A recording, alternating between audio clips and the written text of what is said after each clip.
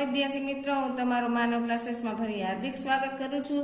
ચલો આજે આપણે ધોરણ 6 માટે પાઠ ચોથો અને પાઠ પાંચમો હિન્દીનો લાવ્યા છીએ, કેમ કે પાઠ 4માં ગિનતી જ છે ખાલી, એટલે એટલા માટે આપણે પાઠ 5નું પણ આજે સોલ્યુશન કરી લઈશું ભેગું।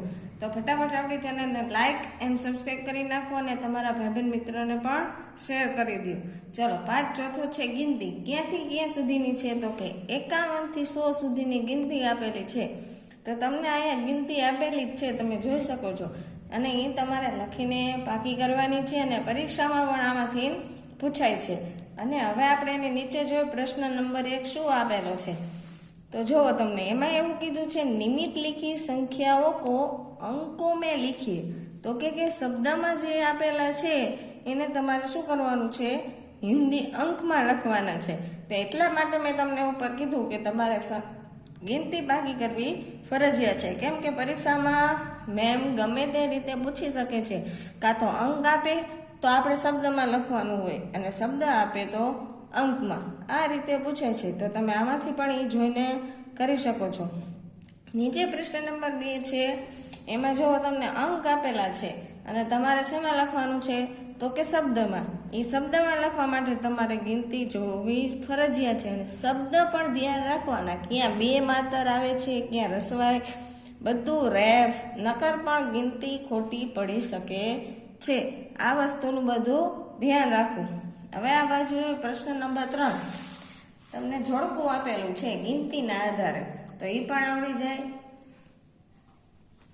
અને નીચે મસ્ત મજાનું ડ્રોઈંગ કરવાનું કીધું છે ગિનતીના આધારે। જો લાઈનમાં લેતું જવાનું છે ને હાથથી બેનું જોયું તમે, એવી રીતના તમારે ડ્રો કરવાનું છે। હજી એના નીચે પણ છે એક ગાજર તૈયાર થયું, જો ગિનતીના આધારે 51 થી લઈને કરવાનું છે, તો એવી રીતના એ ડ્રો કરવાનું। चलो पाछળ છે કંઈક गिनती क्रम में बोलिए और खाली जगह में संख्या लिखिए। जो लाइन में તમારે કરવાની છે 51 52 જો અહીંથી આપેલી છે એ તમારે પૂરતી જવાની છે। તો આ કોષ્ટક મેં તમને તૈયાર કરી દીધું છે, એ તમારે જોઈને લખી લેવાનું। નીચે આપેલું છે આગે કી સંખ્યા, જે આપણે નાના ધોરણમાં ભણતા, પહેલામાં, બીજામાં અને ત્રીજામાં, એવું જ છે કે આની પહેલા કોણ આવે તો એ લખવાનું છે। એની નીચે છે પીછે કી સંખ્યા લીખીએ, તો એ પણ એના પછી કઈ આવે તો કે 69 છે, એના પછી 70, એવી રીતના લખવાનું છે। હવે રિક્ત સ્થાનોમાં સંખ્યા લીખીએ, તો કે જે આ ખૂટતો ક્રમ હોય એમાં લખવાનું। 63 છે એની પહેલા આપેલી છે તો 62 આવે, એવી રીતે 80 એના પછી 81, એવી રીતના બધું કરવાનું છે। ચલો ક્રમ મેં લીખવાનું છે, તો જેવી રીતના આપણે એકલા બોલી એવી રીતના જ આપણે આ ક્રમમાં ગોઠવવાના છે। આ બાજુ કઈ ખાલી જગ્યા આપેલી છે, ચાલો એનું સોલ્યુશન આપણે કરશું। પહેલી ખાલી જગ્યા શું કહે છે? તો કે ખાલી જગ્યા 30 વર્ષ કા હે, તો એમાં આવશે વહ। જો તમને બ્રેકેટ આપેલા છે એમાંથી તમારે લખવાનું છે। પતા નહીં ખાલી જગ્યા દરવાજા ખટખટા રહા હે, કોણ? पुस्तक रुचिकर है खाली जगह मैं भी पढ़ूंगी, तो के उसे। खाली जगह सब मिलकर क्रिकेट खेलेंगे, तो के हम। रविवार को खाली जगह बाजार जाऊंगा, तो के मैं। शब्दों के गुजराती का नाम लिखिए, तो के तकिया ने शू कहेवाय? ओशिकू। कंधा ने खंभो पण कहेवाय छे अने कास्को पण कहेवाय छे। खरल ने खल, पछी चारपाई ने खाटलो, उपला ने छाणो, बरामदा ने वरंडो, પછી અલમારી ને કબાટ, ખપરેલ ને નળિયું અને ઘડી ને ઘડિયાળ। નીચે તમને અંક આપેલા છે એને તમારે શબ્દમાં લખવાના છે, શબ્દમાં અહીંયા અંકમાં। હવે નીચે કંઈક જોડકું પણ છે, જો આ નિશાની છે તો કે બમ્પ વાળી છે, એટલે લખવાનું આગે બમ્પ હે। પછી બીકે કેમ આપેલું હોય એટલે માઇલસ્ટોન નો સિમ્બોલ છે। પછી આ છે રેલવે ફાટક અને આ છે ખતરા। ચાલો ચોથો પાઠ આપણે અહીંયા પૂર્ણ કરી છે। હવે પાંચમા પાઠનું આપણે સોલ્યુશન જોઈએ।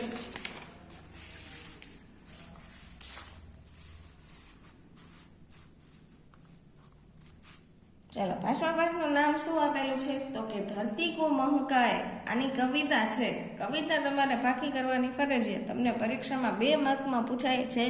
જેથી પાકી કરેલી હશે તો ખાલી જગ્યા, ખરા ખોટા અને MCQ ફટાફટ સોલ્યુશન થઈ શકશે.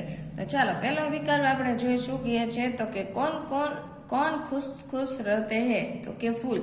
सूरज की किरणें रोज कहाँ पर आती है तो के धरा पर. दीपक अपना अंतर जलाता है क्योंकि तो के उसे जग को रोशन करना है. चौथा विकल्प सूरज की किरणें खाली जगह को दूर भगाती है तो के अंधकार को. महक का अर्थ खाली जगह होता है तो के सुगंध. आओ हम खाली जगह बने. खाली जगह છે આ रिक्त स्थानों की पूर्ति તેમાં इंसा આવશે. सूरज की खाली जगह को देखो रोज धरा पर आती है तो के किरणों. दीपक अपना खाली जगह जलाकर रोशनी देता है तो के अंतर. हमें खाली जगह का काम करना चाहिए तो के अच्छे. नीचे खरा खोटा છે. पहलू खरू खोटू. दीपक सिर्फ खुद को प्रकाशित करता है तो के खोटू. हम धरती पर अच्छे काम करेंगे. साचू. धरती का एक अर्थ भूमि भी होता है. साचू.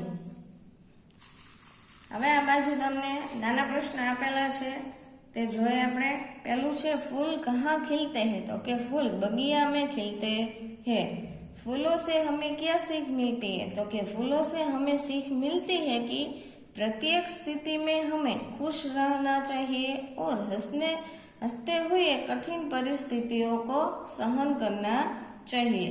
कौन फूलों को हंसने से रोक नहीं पाते तो कि आंधी और पानी फूलों को हंसने से रोक नहीं पाते.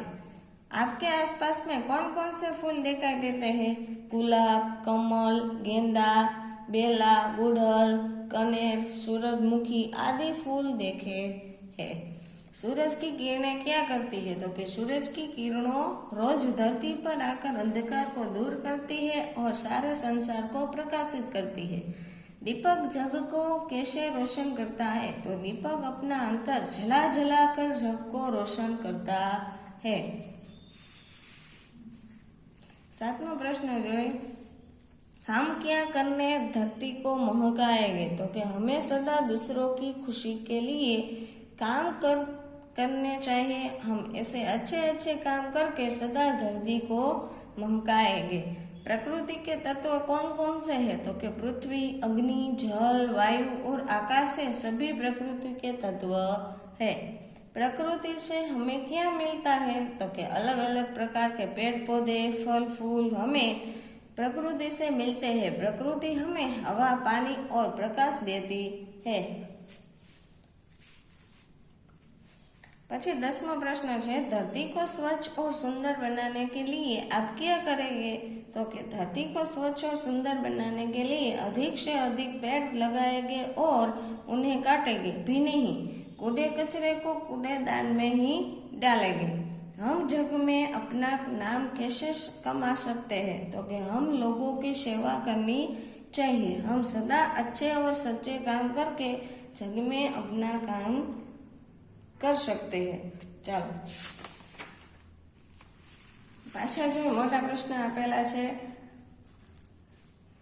यदि सूरज न निकलता तो क्या होगा तो कि यदि सूरज नहीं निकलता तो दिन नहीं होगा. सारे संसार में अंधेरा ही फैला रहेगा. सूरज नहीं होगा तो वनस्पतियां नहीं होगी, बादल नहीं बनेंगे और बरसात भी नहीं होगी. જો સૂરજ ન ઉગે ને તો કાંઈ પણ ન થાય. વનસ્પતિમાં એનો પણ સૂર્યપ્રકાશનો એનો ખોરાક એ બનાવી ન શકે સૂર્યપ્રકાશ દ્વારા, તો એ પણ વનસ્પતિ પણ ન થઈ શકે. જો સૂરજ ન હોય તો કાંઈ પણ ઇમ્પોસિબલ નથી. चलो सूरज और दीपक में हमें क्या सीख मिलती है तो कि सूरज से हमें अज्ञानता रूपी अंधेरों को दूर कर ज्ञान रूपी उजाला फैलाने की सीख मिलती है. और दीपक से सीख मिलती है कि स्वयं जलकर जग को रोशन करे और अर्थात हमें ऐसे काम करने चाहिए कि जिससे दुनिया सुखी और सुंदर बने. ચાલો આ મોટા પ્રશ્ન અહીંયા પૂરા થાય છે. નીચે તમને કાવ્ય પંક્તિ આપેલી છે, તમે જોઈ શકો છો. ક્યાંથી ક્યાં સુધી લખવાની તો કે બગિયા કે પછી સહતે હે અહીંયા સુધી લખવાની છે. તો અહીંયા મેં લખેલી છે, તમે જોઈને એમાંથી લખવાની. ચાલો નીચે પણ હજી 2 પેરેગ્રાફ છે, એવી રીતના તમે જોઈને લખી શકો છો. હવે આપણે સમાનાર્થી અને વિલોમ શબ્દ જોવાના છે.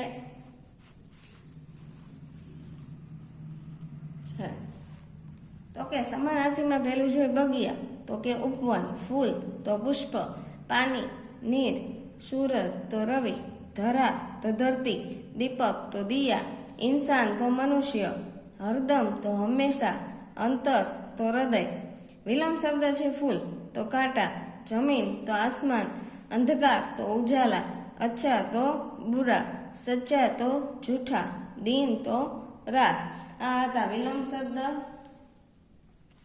હવે આપણે અહીંયા મુહાવરે કા અર્થ જોઈએ ને તમે એમાં વાક્ય તમારી રીતે પણ લખી શકો, પણ આ પ્રશ્ન આવવો જોઈએ. અર્થ તો જે લખેલો છે એ ફરજિયાત એ જ લખવાનો છે. રોશન કરના તો કે પ્રકાશિત કરના, तो कि सुनीता विलियम्स ने भारत का नाम रोशन किया। इंसान बनना तो अच्छा आदमी बनना, प्रत्येक नागरिक को इंसान बनना चाहिए। नाम कमाना तो कि यश पाना, रानी लक्ष्मीबाई ने दुनिया में नाम कमाया है। चलो वचन परिवर्तन करी। फूल तो फूलों, किरण तो किरणें, किताब तो किताबें, आँख तो आँखें, दिया तो दिए, पौधा तो पौधे, पंखा तो पंखे, इंसान तो इंसान, पेंसिल तो पेंसिले। चलो उचित सर्वनाम चुनकर लिखिए। तो कि आ काउंस आपेला छे एमांथी तमारे आ कयामां लागे छे खाली जग्या पूरवानी छे। तुम्हारा नाम खाली जग्या है तो किया। देखो तो खाली जगह इधर ही आ रहा है कोई। खाने के लिए खाली जगह तो दे दो, बहुत भूख लगी है कुछ। मैंने खाली जगह काम पूरा कर दिया तो कि अपना। खाली जगह कहाँ जा रहे हो तो कि आप। नीचे तमने एनुं जोड़कું કંઈક આપેલું છે। ચાલો फूल तो फूल શું કામ કરે? खुशबू देना। नदी तो बहना। सूरज तो दिन में प्रकाश देना। दीपक तो अंधेरा हरना। चांद तो रात को प्रकाश देना। इंसान तो अच्छे कर्म करना। चलो आ तो जोड़कું તમે જોઈ શકો છો। હવે પાછળ તમને આપેલું છે पंक्तिओं का भावार्थ। એ તો આપેલા જ છે પણ એ વાંચી લેવા, પરીક્ષામાં આ પણ પૂછાય છે માગ્યા મુજબમાં, બરાબર। નીચે તમને વર્ષા ઋતુનો નિબંધ પણ આપેલો છે જે તમને તમારા મેમ લખાવશે જ, તો એ પણ આમાંથી પાકો કરી લેવો જેથી પરીક્ષામાં આવડી જાય। ચલો આ વિડીયોને આપણે અહીંયા વિરામ આપશું। જો તમે અમારી ચેનલને સબસ્ક્રાઈબ અને લાઇક ન કર્યું હોય તો ફટાફટ કરી દો જેથી અમારી ચેનલમાં તમને 6 થી 10 ધોરણના દરેક તમામ વિડીયો મળી રહે।